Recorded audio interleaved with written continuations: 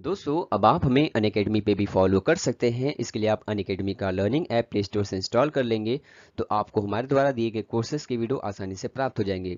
Description में link दिया है, क्लिक करके फॉलो कर लीजिए।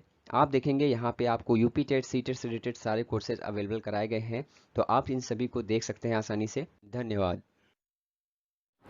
नमस्कार दोस्तों, आप सभी का स्वागत है एमएसएससी नोट्स में। दोस्तों आज मैं आपके लिए अलंकार से संबंधित वीडियो लेके आऊँ क्योंकि बहुत ज़्यादा कमेंट आ रहे थे कि सर अभी तक अलंकार की और छंद की वीडियो नहीं पड़े हैं।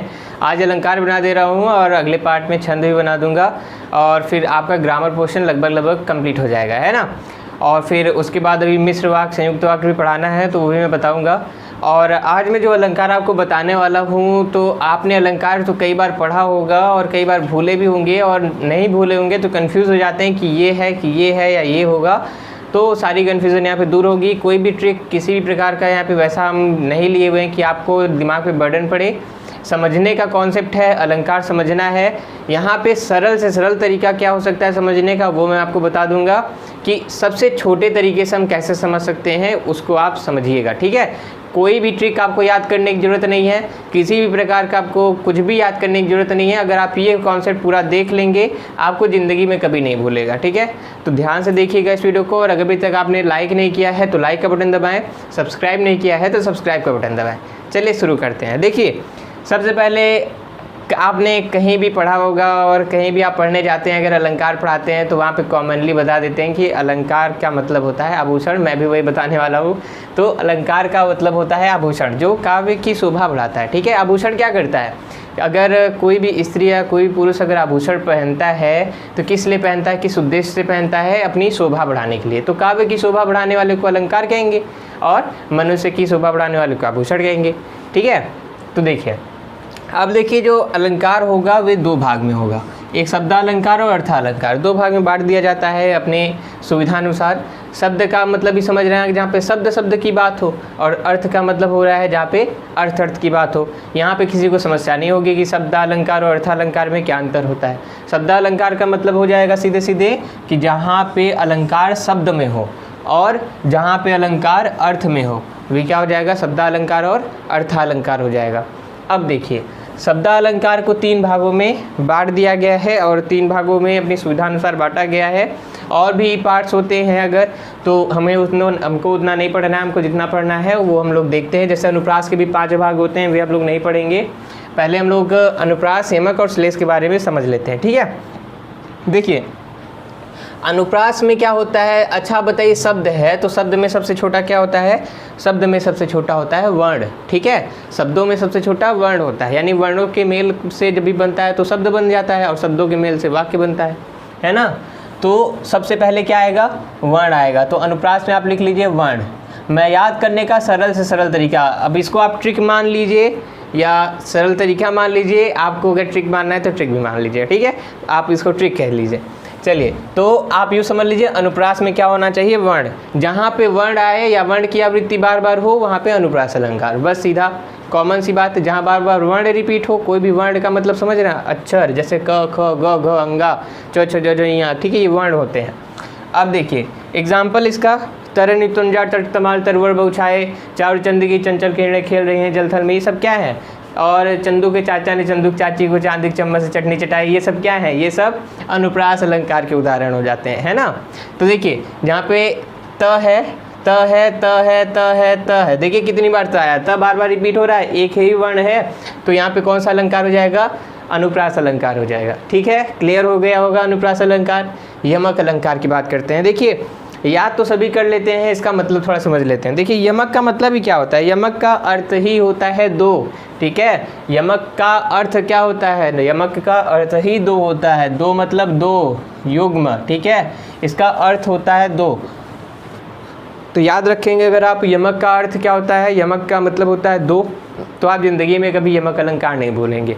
क्यों, क्योंकि हमेशा इसका मतलब क्या है, दो आए, यानी एक ही शब्द दो बार आए या एक से ज़्यादा बार आए, शब्द की बात है, ठीक है। एक ही शब्द एक से ज़्यादा बार आए तो उसमें क्या होगा, यमक अलंकार। जैसे काली घटा का घमंड घटा, कनक कनक ते 100 गुनी, ये सब क्या है, ये सब यमक अलंकार के उदाहरण है। समझ में आ गया ना। या एक मूवी का सॉन्ग भी है, सजना है मुझे सजना के लिए, तो यहाँ पे सजना शब्द का अर्थ अलग अलग हो जाता है। खैर वो परीक्षा में नहीं आता आता है, इसलिए उसकी कोई भी गणना नहीं होगी। यहाँ पे काली घटा का घमंड घटा से समझते हैं, तो काली घटा का घमंड घटा मतलब यहाँ पे घटा शब्द 2 बार आया है। एक बार घटा मतलब कम होना और एक बार घमंड, ठीक है। एक बार घटा मतलब बादल, ठीक है। तो यहाँ पे इस हिसाब से ये यमक अलंकार हो जाता है 2 बार या 1 से ज़्यादा बार आ जाए। अब देखिए श्लेष अलंकार। अब देखिए श्लेष का मतलब क्या होता है, आपने कभी श्लेष शब्द का प्रयोग किया है क्या? किसी भी, अगर आप कोई भी शब्द का प्रयोग कर रहे होंगे और आप श्लेष का प्रयोग करे होंगे या नहीं किए होंगे, तो मैं उसका अर्थ बता देता हूँ आपको। देखिए श्लेष का अर्थ होता है चिपका हुआ, ठीक है। श्लेष का अर्थ होता है चिपका हुआ। चिपका हुआ का अर्थ हो गया कि मतलब कि चिपका हुआ। अच्छा देखिए कोई भी चीज़ अगर चिपका होगा तो इसका मतलब क्या है, उसमें एक से ज़्यादा चीज़ें हैं कि नहीं है, है ना। तो इसका मतलब श्लेष में क्या है, एक से ज़्यादा चीज़ें हैं, मतलब है तो एक ही। अच्छा देखिए जैसे अगर मैं 3-4 पेज है उसको अगर मैं चिपका दूं तो क्या हो जाएगा, वो पेज एक हो जाएगा कि नहीं हो जाएगा, बताइए जल्दी से। अगर मैं 3-4 पेज को एक में चिपका दूं तो एक हो जाएगा, लेकिन उसमें है तो अलग अलग पेज, है ना। तो श्लेष का भी कुछ यही कॉन्सेप्ट है।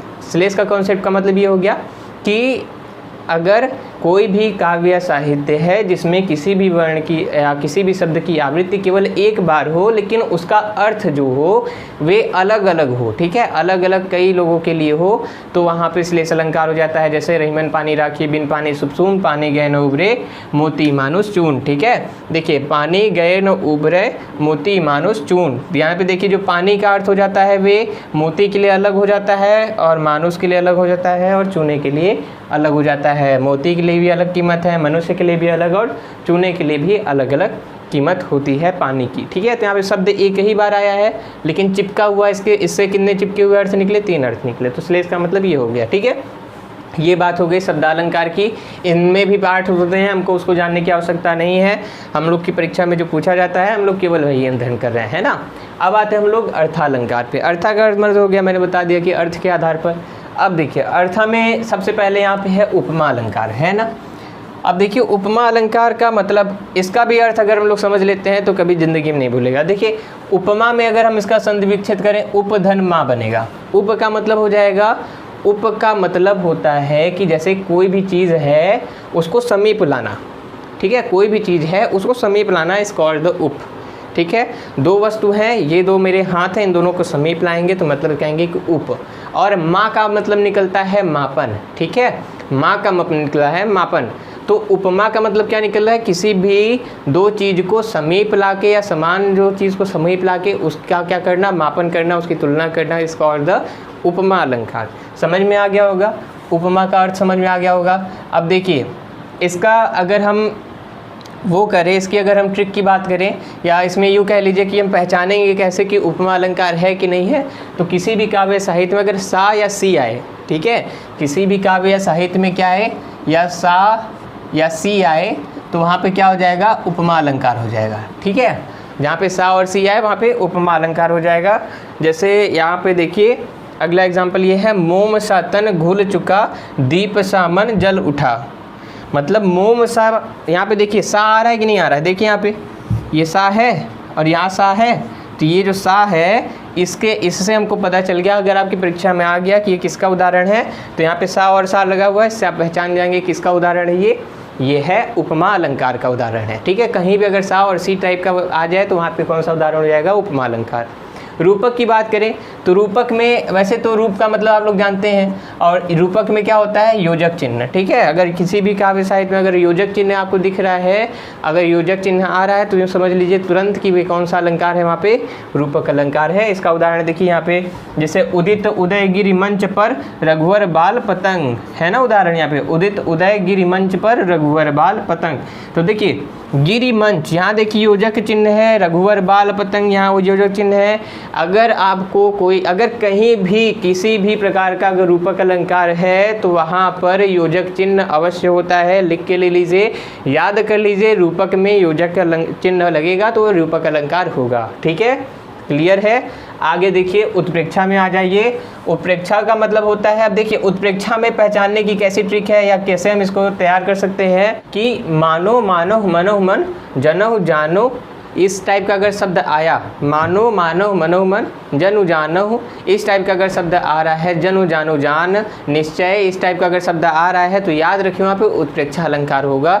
ये लिख लीजिए, कहीं कॉपी में लिख लीजिए कि मानहु मनहु मनु मन, इस टाइप का अगर आ गया तो आप वहाँ पे कौन सा अलंकार हो जाएगा, उत्प्रेक्षा अलंकार होगा, उसके अलावा कोई अलंकार नहीं होगा, याद रखिएगा। ठीक है, एग्जाम्पल देख लेते हैं और आप खूब ढेर सारा प्रैक्टिस करेंगे अपनी किताबों में, कहीं भी देखेंगे तो ये शब्द मिलेंगे ही। जैसे एग्जाम्पल यहाँ पे देखिए, सो तुम जानहु अंतर्यामी पूर्व मोर मनोरथ स्वामी। ठीक है, सो तुम जानहु अंतर्यामी पूर्व मोर मनोरथ स्वामी। तो यहाँ पे देखिए जानहु आया तो इसका मतलब ये कौन सा अलंकार है, यहाँ पे उत्प्रेक्षा अलंकार है। क्लियर हो गया होगा, वेरी नाइस। आगे चलते हैं। अब देखिए अतिशयोक्ति। अब देखिए अतिशयोक्ति, इसको भी याद करने का तरीका क्या है, मैं सरल सरल तरीका बता रहा हूँ आपको, आप इसको ट्रिक मान लें या चाहे जो मान लें। अतिशयोक्ति, देखिए अति का मतलब क्या होता है, बहुत ज़्यादा हो जाना। ठीक है, मतलब बहुत ज़्यादा एक्सप्लेन करना, इतनी ज़्यादा बखान कर देना अपने बारे में, तो अतिशयोक्ति, अपने ज़्यादा में बहुत ज़्यादा बखान कर देना, हद से ज़्यादा अति कर देना, मति मचा देना, है ना, तो अतिशयोक्ति हो जाता है। जैसे हनुमान की पूंछ में लगन न पाई आग, लंका सगरी जल गई, गए निशाचर भाग। ठीक है, या एक उदाहरण और देख लीजिए, देख लो साकेत नगरी है यही, स्वर्ग से मिलने गगन में जा रही। मतलब कि यहाँ पे आपको दिख रहा होगा कि साकेत नगरी है जो कि स्वर्ग से मिलने गगन में जा रही, मतलब ऐसा लग रहा है कि जैसे कि वो स्वर्ग से मिल रही है ना, तो बहुत ज़्यादा नहीं हो गया। या सुनो ना संगमरमर की ये दीवारें, कुछ भी नहीं रहे आगे तुम्हारे, तो ये भी एक क्या हो जाएगा, ये भी आपका अतिशयोक्ति हो गई है ना। तो मतलब कि बहुत ज़्यादा बढ़ा चढ़ा के बोल देना, खैर कोई बात नहीं। देखिए विभावना, अब विभावना का क्या मतलब होता है, विभावना का मतलब कि बिना कारण ही कुछ हो जाना, है ना।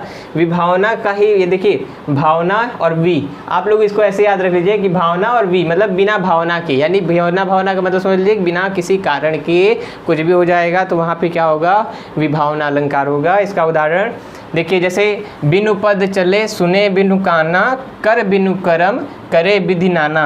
मतलब बिना चले, मतलब बिना पैर के चले, बिना कान से सुने, बिना हाथ के कुछ किए काम हो जा रहा है, यानी बिना कुछ किए, बिना किसी कारण के काम हो जा रहा है, तो वहाँ पे कौन सा अलंकार हो जाएगा, विभावना अलंकार हो जाएगा। ठीक है, आगे चले।